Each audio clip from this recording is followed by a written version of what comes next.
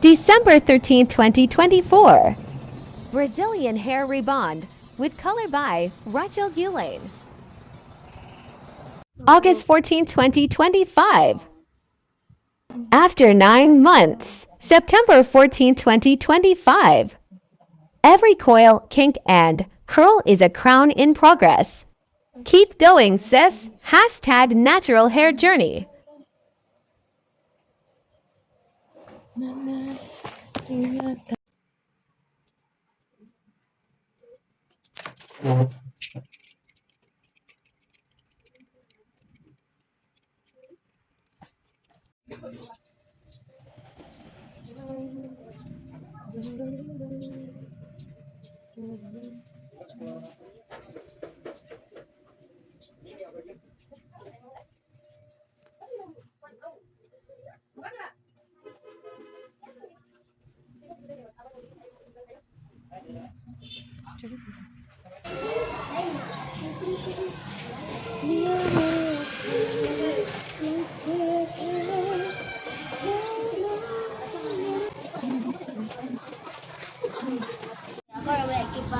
Alright.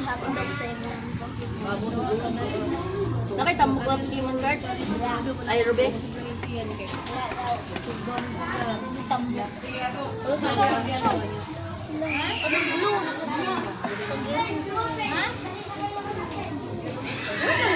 Guard.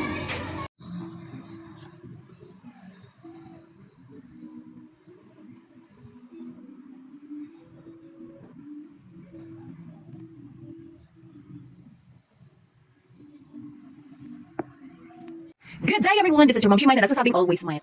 So sa mga nakafollow sa ako sa TikTok o sa Facebook, kabalo jud mo ani ako ang hair journey. Abi na ko og mapanindigan ako ang desisyon sa ato ang curly era.